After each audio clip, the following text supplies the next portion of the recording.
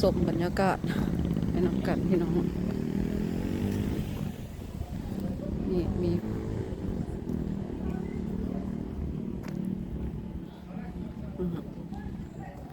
เห็นไหมพี่น้องเอ้ย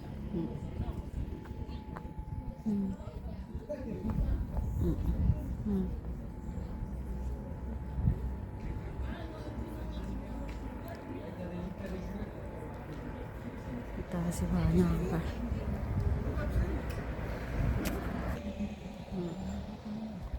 ยางสมอยู่เป็นโอกาสเด้อพี่น้องเด้อ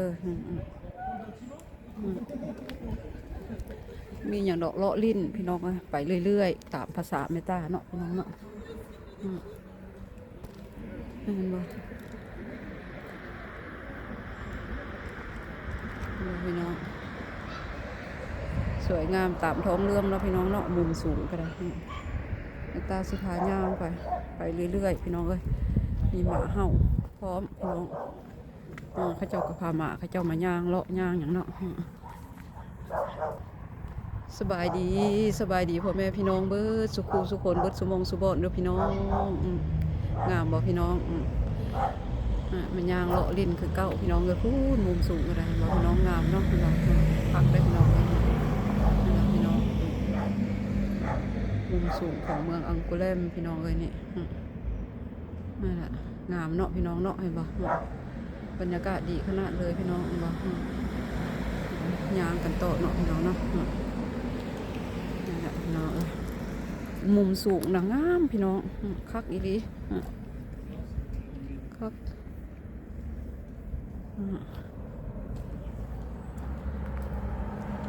เจ้าก็อากาศดีผู้ใดกระจูงมาเจ้าย่างเนาะย่างลินกับเมตา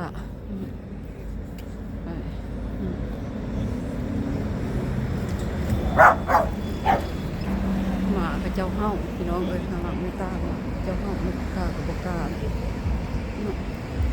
โอ้ยสะอดมุมสูงพี่น้องเบิ่งไปน้องกับงามเด้พี่น้องว่าบ่หรือว่าพี่น้องบ่มักคือเมตา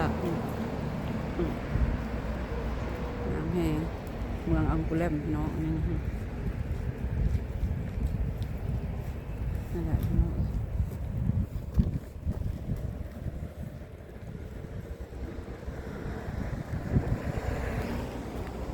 ยางลินกับเมตาสูงอยู่สูงเป็นโอกาสเนาะพี่น้อง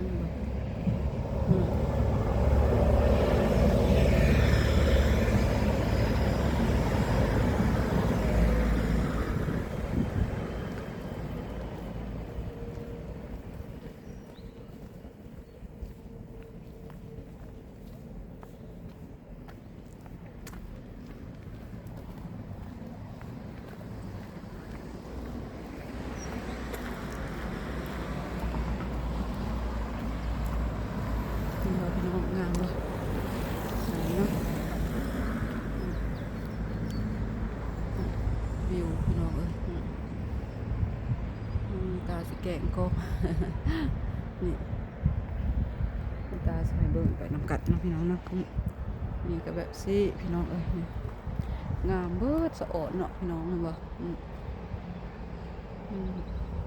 แม่ตาใส่เบิ่งไปงาม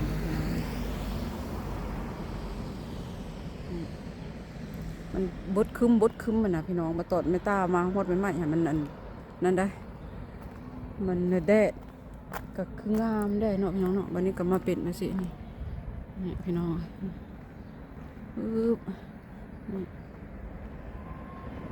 โอ้ยอย่าแกล้งพี่น้องเอ้ยขอโทษขออภัยหลายๆเบิ่งกันต่อเด้อพี่น้องเด้อสมไปนำกันต่อพี่น้องนี่แหละพี่น้องลิ้นสมบรรยากาศไปนำกันเนาะพี่น้องเนาะ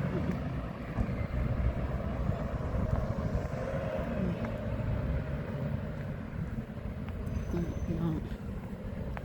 รถเมล์กะแล่นสวนทรายอยู่ดอกพี่น้องนี่แหละพี่น้องนี่ก็คือโบสถ์พระเจ้าเนาะพี่น้องเนาะนี่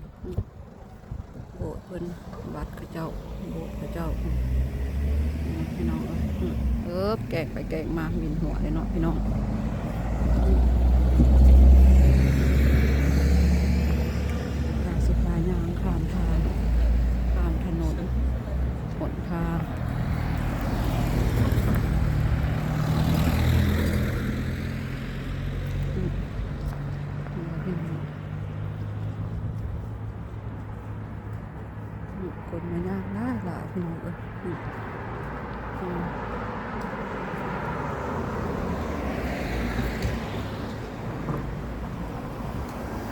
ไม่ตาบ่ได้เข้ามาดุดแล้วเขาเจ้ารถแปลงทางเฮ็ดถนนหนทางใหม่เบิดบนท่ารถเมล์ท่าหยังก็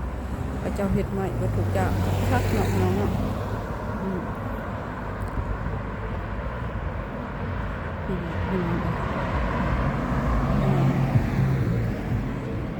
ทอดไก่นั่นแหละแม่ตาสิได้อันแม่พี่น้องเบิ่งกันโตพี่น้องนี่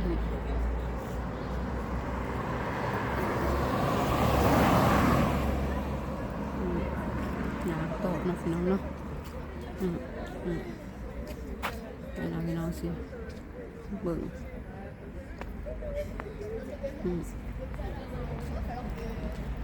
พระเจ้ากำลังปลูกต้นไม้ต้นโตพระเจ้าเนาะดอกไม้ยังโบราณพี่น้อง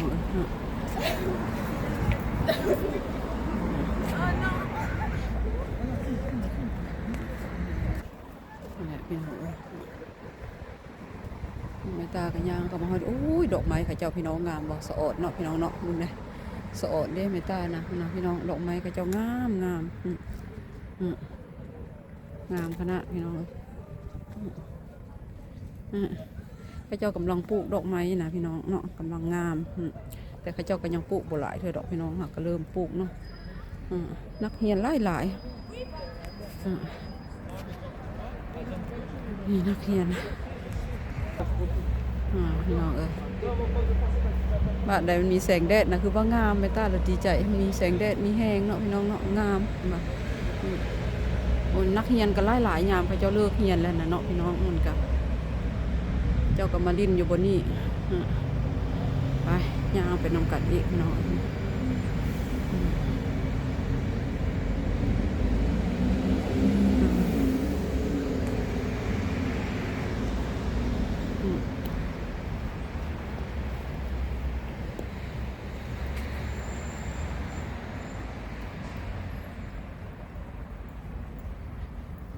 พี่น้อง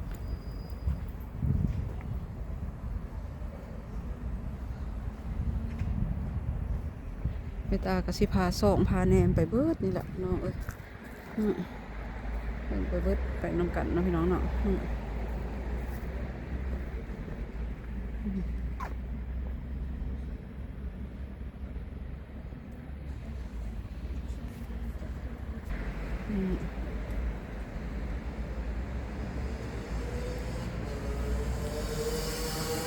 มันยังบ่ทันมีดอกไม้หลายเนาะพี่น้องเนาะเจ้ายังบ่ได้ปลูกดอกไม้หลายนะ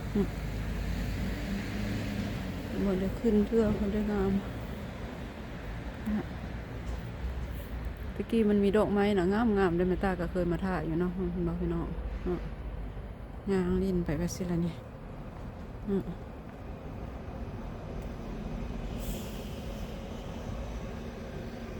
พี่น้องงาม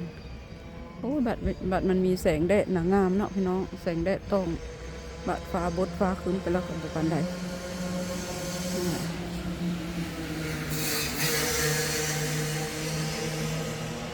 มาเจอนักเรียนพี่น้องพยายามเขาเจ้า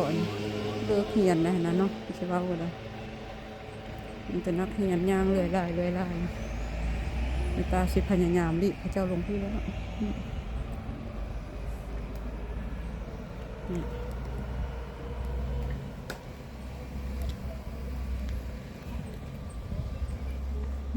งามบอกพี่น้องเขาเจ้ากำลังปลูกดอกไม้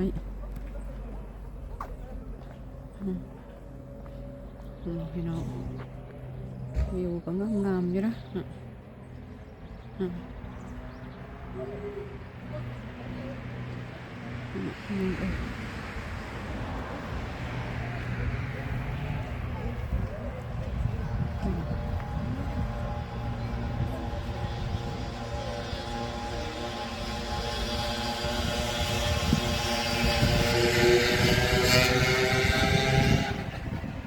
พอยามเด็กน้อยเลิกเรียนเนาะยามพระเจ้าเลิกเรียนแล้วนักเรียนหลาย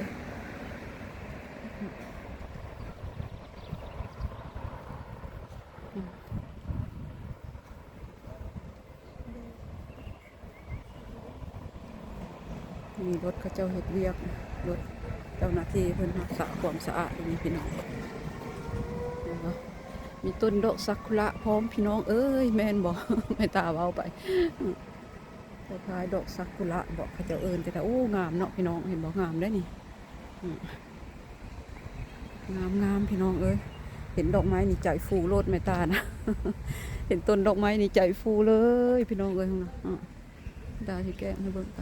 นะพี่น้องนี่บริเวณอันนี้เขาจะเอิญสักแดงแว่เนาะพี่น้องเนี่ยพี่น้องฮอดยามพระเจ้าเลิกเหียนนะเห็นดอกไม้เนี่ยต้นเห็นต้นดอกไม้นี่หัวใจฟูเลยได้พี่น้องเลยนะงามเนาะนี่ตาอาจจะแกล้งกล้องไวสั้นแดดกับโบจักพี่น้องขอโทษขออภัยตัวพี่น้องงามบ่ได้มาเห็นตอนมันกำลังเริ่มบานเนาะนี่มันจะเริ่มร่วงเบิดละร่นเบิดละพี่น้องเห็นบ่เห็นบ่พี่น้องคนมักว่ากันเนาะพี่น้อง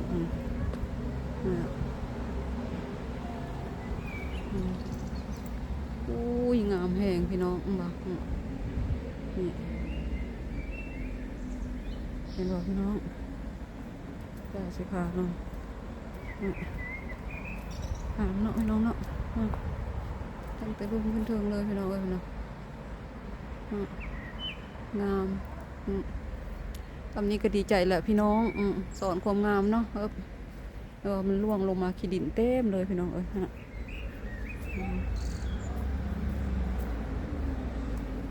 เห็นบ่พี่น้องนี่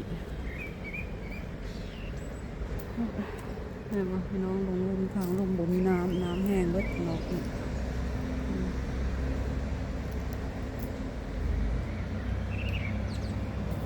พี่น้อง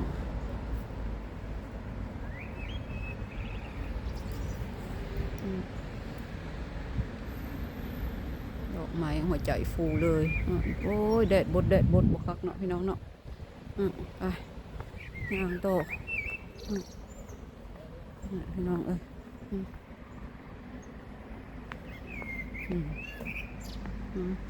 วันนี้เด้อพี่น้องเด้อเมตตาขอจบคลิปไปสำนี้แหละพี่น้อง